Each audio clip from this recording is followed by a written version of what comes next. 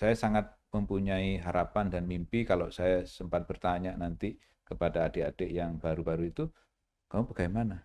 Jawaban pertama saya yang saya sangat dambakan lah, saya pegawai Kementerian Keuangan. Kementerian Keuangan. Ya.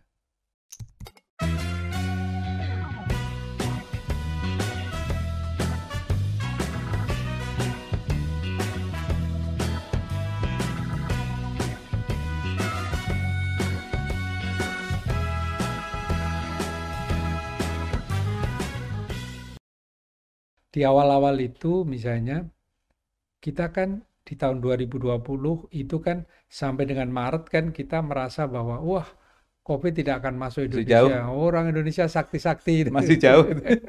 Betul, pertimbangannya macam-macam karena kita di ekuator, banyak matahari, makanannya lebih banyak sayur dan segala macam. Tapi begitu tanggal 2 Maret kan kemudian bertambah Iya. dan bertambah, Pak ya. Nah, kemudian saya ingat betul bahwa masker, hand sanitizer, kemudian untuk kantor-kantor kita harus menggunakan sinyal ya Pak ya, pulsa dan segala Betul. macam. Nah, dalam konteks BA15 ini Pak, Pak Heru sebagai pengelola keuangan di Kementerian Keuangan, kebijakan apa Pak waktu itu yang kemudian dianggap sangat membantu masyarakat? Karena Iya. waktu itu kan anggaran untuk masker aja nggak ada Pak gitu. Iya. Ya. Pertama yang harus kita apresiasi kepada semua tim di semua sebenarnya itu termasuk di Sekjen, itu adalah kecepatan untuk memutuskan refocusing. Yang ibaratnya kalau keluarga itu ya tadinya untuk anggaran untuk pelesir ya langsung set pindahin. Ya, itu dan itu betul. di nasional juga Ya. kita lihat itu keputusannya Betul. luar biasa. Kita tahu sampai beberapa kali itu revisi dan sebenarnya itu satu. Sehingga memberikan keyakinan kepada kita bahwa sebenarnya pada prinsipnya kita tidak akan kekurangan selama kita bisa secara tepat mengalokasikan itu. Yang kedua adalah kita mengajak kepada semua untuk fokus kepada hal yang penting. Dan saya bersyukur Pak, Indonesia terutama di kita ya Pak ya. Indonesia itu kompak. Jadi tidak banyak yang rewel. Tidak banyak yang rewel. Yeah. Jadi kalau memang ya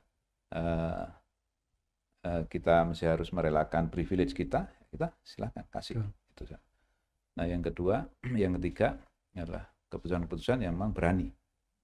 Ya, itu luar biasa Pak saya kira ya. Itu luar biasa. Jadi tentunya 2020, 2021 tidak ada yang fit betul dengan situasi yang terjadi. Yeah. Karena anggaran itu kan disusun dengan asumsi normal. Yeah. Nah, itu menurut saya penting. Nah, saya kira secara prinsip itu Pak Marwanto yang penting kita jadikan sebagai pembelajaran. Dan ya syukur dengan seperti itu di BA15 itu masih tetap governance dijaga. Yeah. Ini yang penting juga nih. Dan kita bersyukur bahwa reform itu sudah kita mulai sejak awal sehingga kita tidak khawatir lah sama kita sendiri itu. Meskipun ada tentunya perubahan-perubahan, tapi kita itu governance tetap kita jaga. Iya. Dan saya kira Pak, untungnya Pak ya, kita kebijakan untuk mengembangkan information and technology Pak ya. Persis. Di bawah Bapak kan, ini Pusintek kan di bawah Bapak. Itu jadi saya kira sangat membantu Pak ya. Dan mungkin rencana-rencana yang mestinya kita lakukan 5 tahun lagi dilakukan di tahun 2020 dan 2021 itu Pak. Betul. Pertama saya apresiasi dan terima kasih ke Pak Adianto yang sudah mengembangkan bahkan di situasi yang sebenarnya normal Pak waktu itu.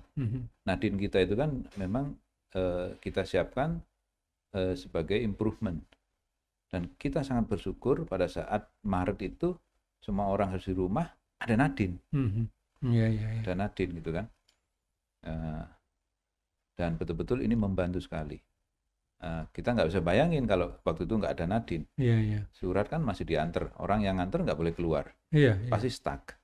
Nah kita bisa jalan. Relatif waktu itu ini menjadi salah satu yang penting, yang dominan membuat jalannya organisasi ini tetap bagus.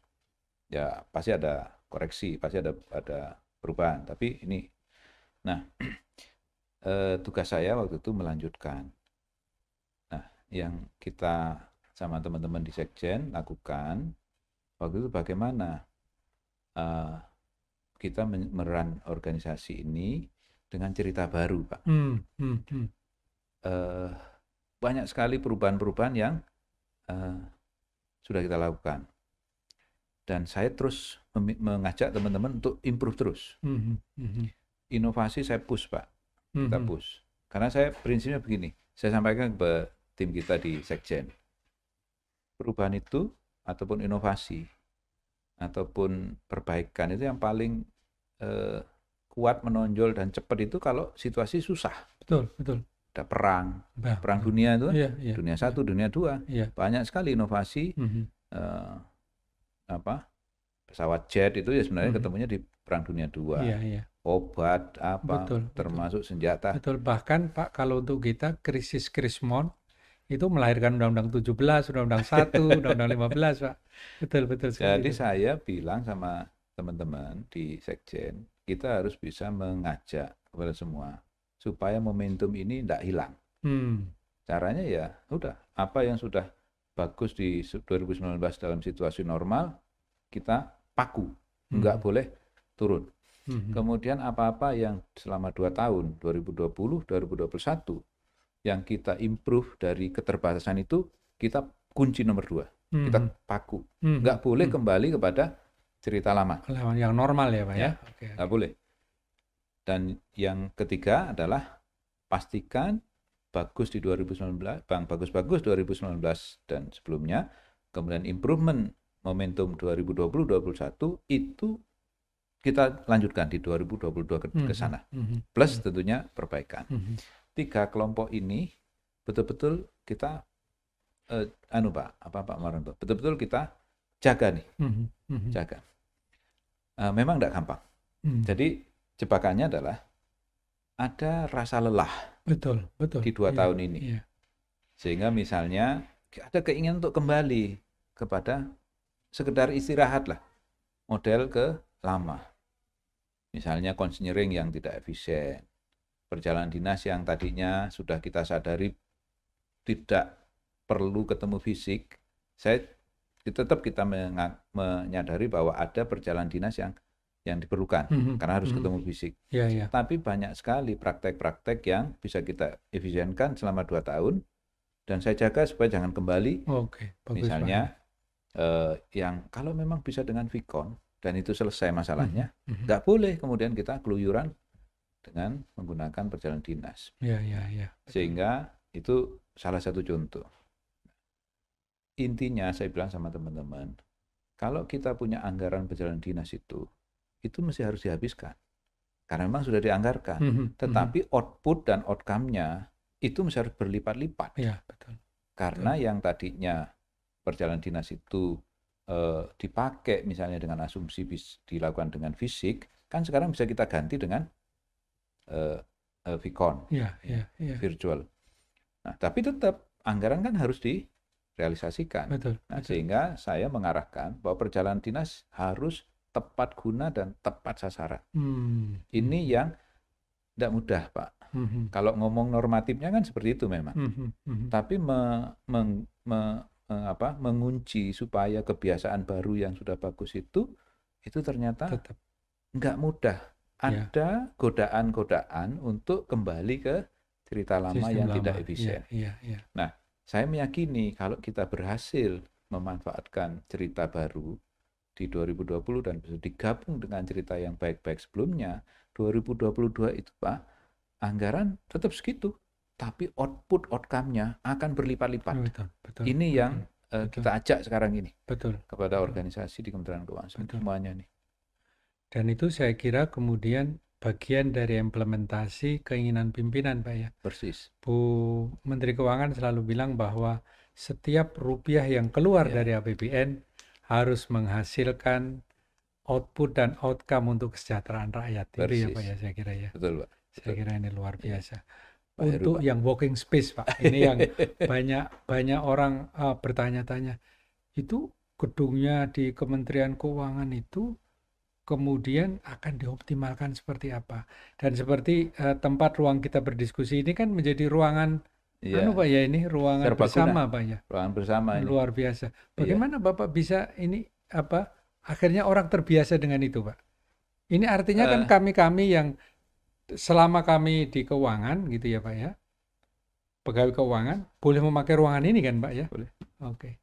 Jadi Bapak, pertama saya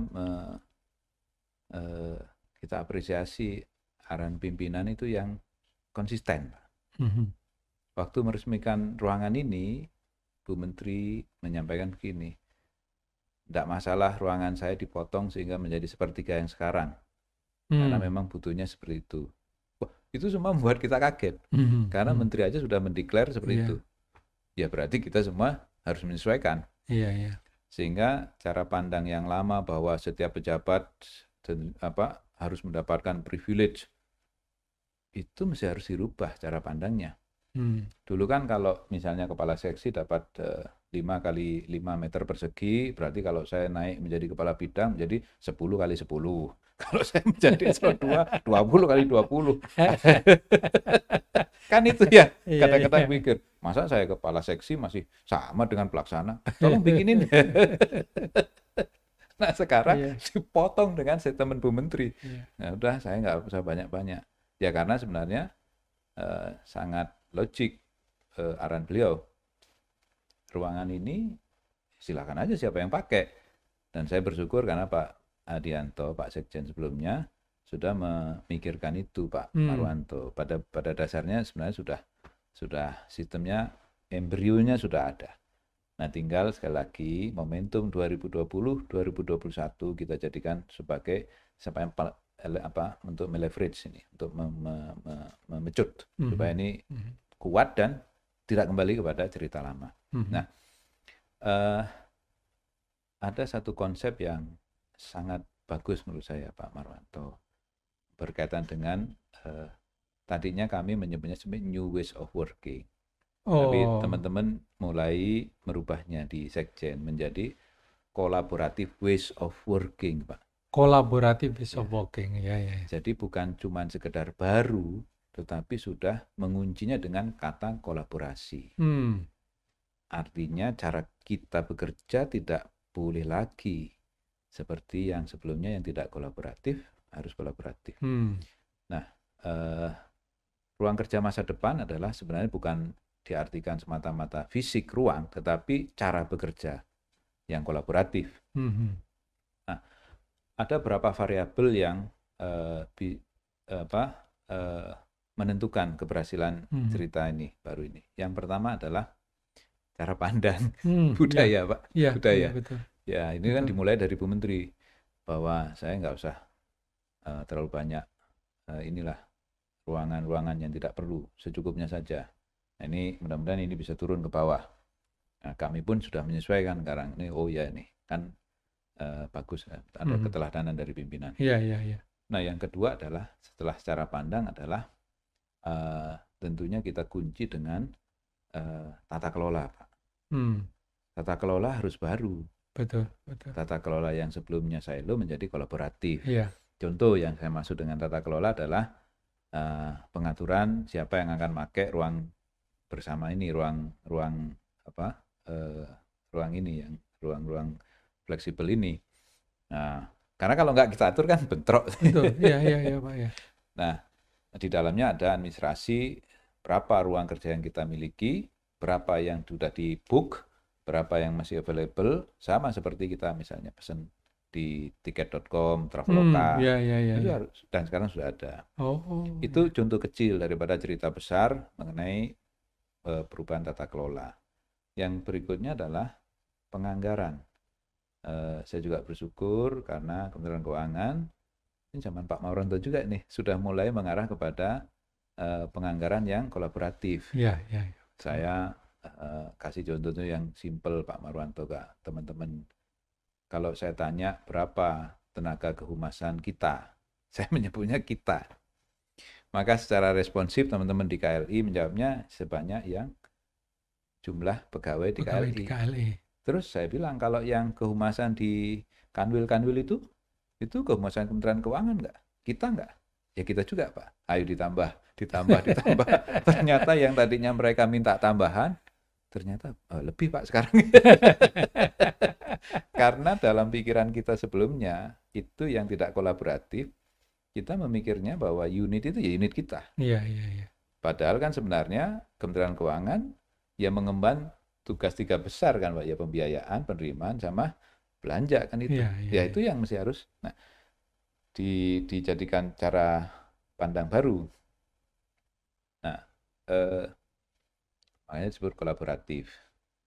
Nah, penganggaran kalau menurut keyakinan kita adalah salah satu tools yang efektif untuk mewujudkan prinsip itu kan Pak. Iya.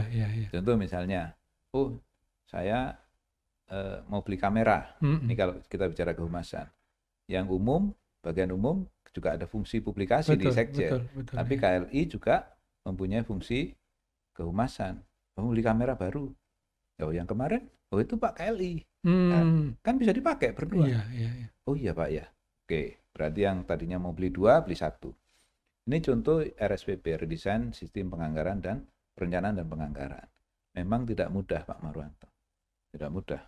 Saya kira mungkin kita masih tetap minta advice-nya Pak Marwanto, semua expert-expert kita yang senior-senior untuk membantu kita. Saya amati memang perlu waktu dan perlu kerja keras. Tapi begitu nanti ini berhasil, saya membayangkan luar biasa Pak. Saya membayangkan luar biasa. Ini baru cerita dari sistem penganggaran, kemudian dari si bisnis proses, SOP tadi tata kelola, kemudian dari si SDM.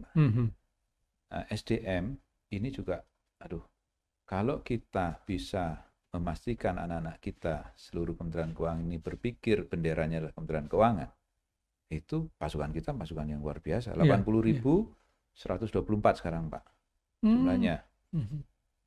Atau 8.024, turun. Tadinya saya pertama masuk masih 81, sekarang sudah turun.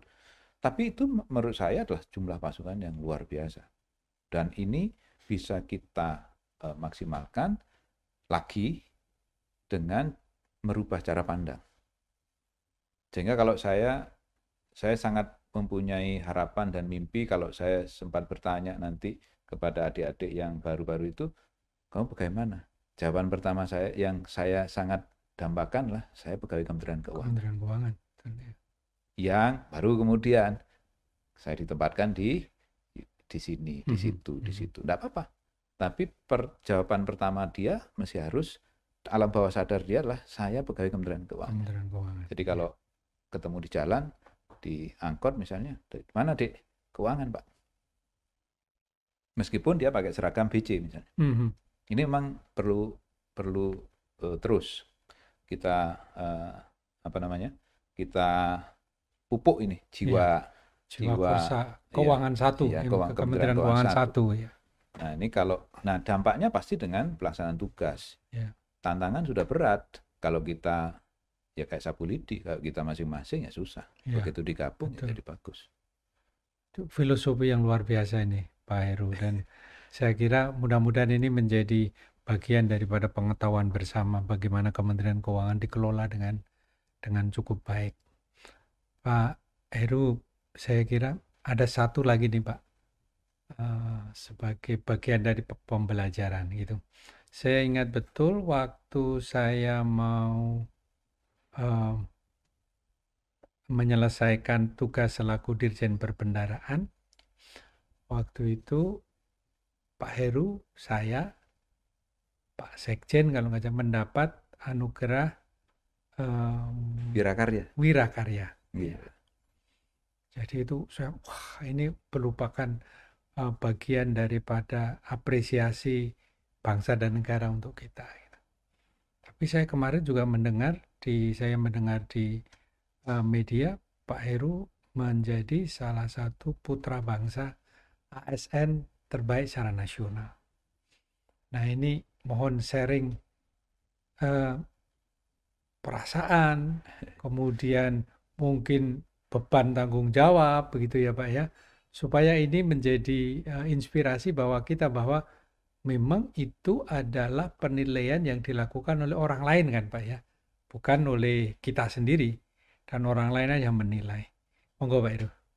Iya, makasih Bapak. Ini setiap penghargaan yang diberikan kepada kita itu wajib kita syukuri itu. Wajib kita syukuri itu. Alhamdulillah Bapak, saya juga dipercaya kira-kira gitu. Tapi sekaligus kita mesti saya selalu melihatnya sisi yang satu mensyukuri, sisi yang satu adalah tentunya tanggung jawab yang lebih.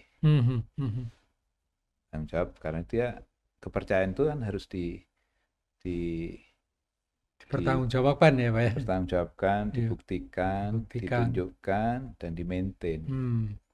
Sebenarnya yang paling berat kan ya yang sebelah satunya ini. Iya. Bagusnya kan membuat kita itu menjadi selalu aware.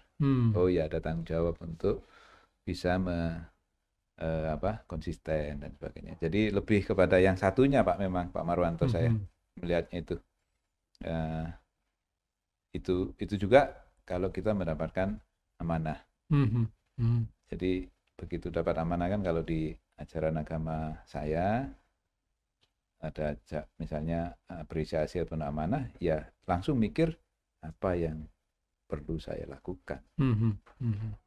Lebih daripada apa yang bisa saya dapatkan. Iya.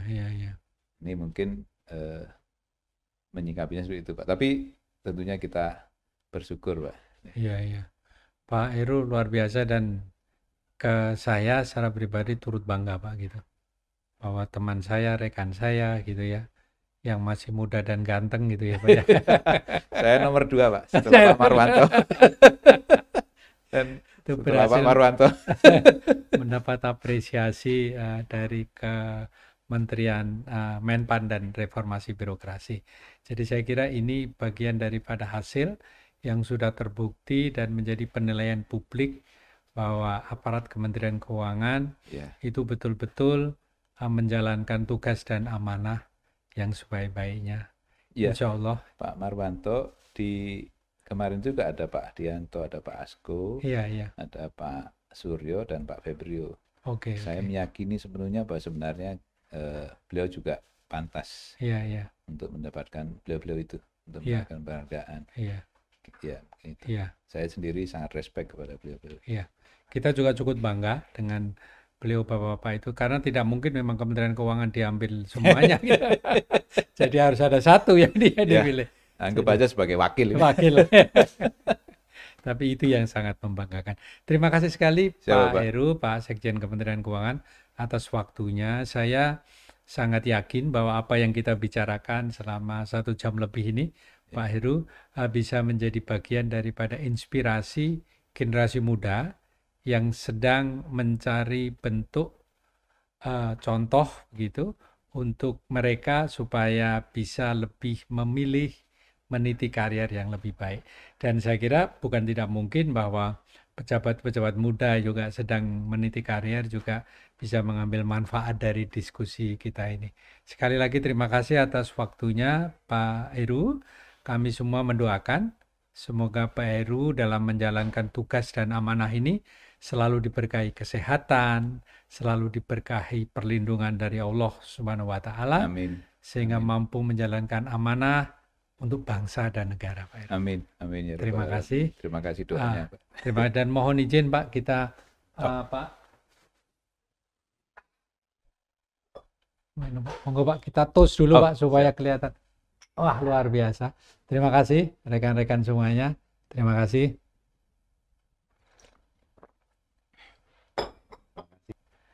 Sobat The Maestro, kita baru saja mengikuti pembicaraan yang sangat menarik dengan Bapak Heru Pambudi yang saat ini bertugas selaku Sekjen Kementerian Keuangan. Banyak sekali inspirasi yang bisa dijadikan sebagai bahan oleh generasi muda terutama untuk belajar dari pengalaman beliau, tacit knowledge yang beliau miliki selama beliau melaksanakan tugas dan amanah di Kementerian Keuangan.